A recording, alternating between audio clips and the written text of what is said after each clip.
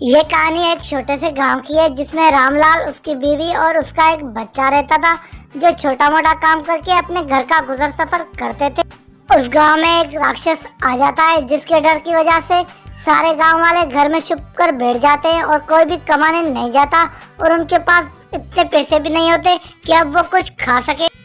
रामलाल अपनी बीवी को बोलता है कि अब तो हमारे घर में कुछ खाने के लिए भी नहीं बचा। मैं अपने बेटे को ऐसा भूख में मरता हुआ नहीं दे सकता।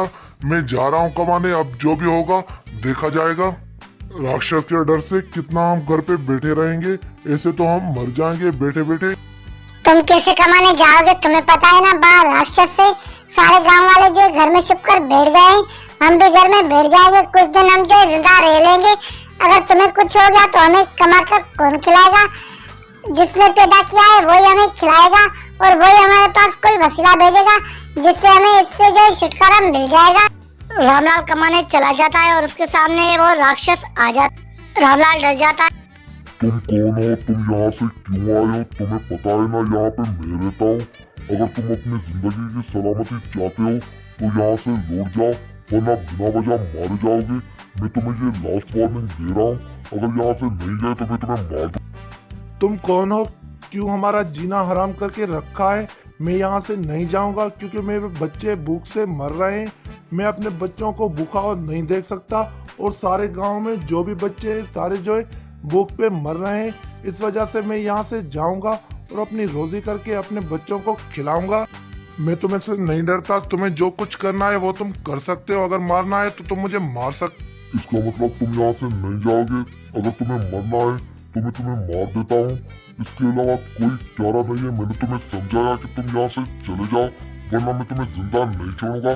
पर तुम नहीं मान रहे तो जो तुम्हारी मर्जी। मोगली भैया, मैं गांव से इतनी दूर आपसे मदद मांगने के लिए आया हूँ। हमारे गांव में एक राक्षस आ गया है जो हमें जो है बाहर नहीं छोड़ रहा। उसकी वजह से हमारे बच्चे भूखे मर रहे हैं।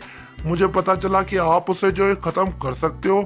इस वजह से अगर आप मेरी कुछ मदद कर सको तो आपकी बड़ी मेहरबानी होगी और हमारे बच्चे बच जाएंगे। ठीक है भाई, अगर आप मुझसे मदद मांगने के लिए आए हो तो मैं आपकी मदद जरूर करूंगा। मैंने आज तक जो सबकी मदद की है तो इस वजह से आपकी भी मदद करूंगा। चलो आपके गांव देखते हैं कि कौन सा राक्षस है जो आपका जीना हराम।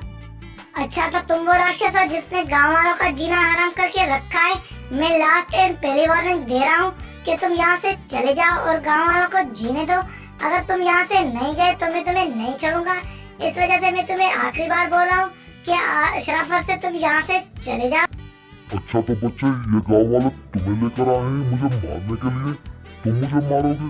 मैं बोल रहा हूँ तुम यहाँ से चले जाओ, तुम्हारा कोई काम नहीं है। मेरी तुम्हारे कोई दुश्मनी नहीं है। अगर तुम बीच में आए तो तुम भी यहाँ से मारे जाओगे। मैंने तुम्हें शराफत से समझाया, अगर तुम्हारे समझ में नहीं आया, अगर तुम लड़ना चाहते हो और यही तुम्हारा मसला है तो ठीक है, मैं तुमसे लड़ने के लिए तैयार हूँ। फिर मरने के लिए तैयार हो जाओ। फिर नहीं बोलना कि मैंने तुम्हें वार्निंग नहीं। मोगली गुस्से में आ जाता है और एक ही बार में उस राक्षस को खत्म कर देता है और उसका मामला खत्म हो जाता है। इस वजह से गांव वाले बहुत खुश हो जाते हैं कि राक्षस गांव से चला। मोगली आके गांव वालों को बताता है कि मैंने राक्षस को खत्म कर दिया है। अब सब अपने कामों पे जा सकते हैं और अपनी खुशहाल जिंदगी गुजार सकते हैं। अब किसी को डरने की कोई जरूरत नहीं। राक्षस मारा गया है। अब तुम्हारे बच्चे आराम से यहाँ पे गांव में खेल सकते हैं और मैं अभी जा रहा हूँ।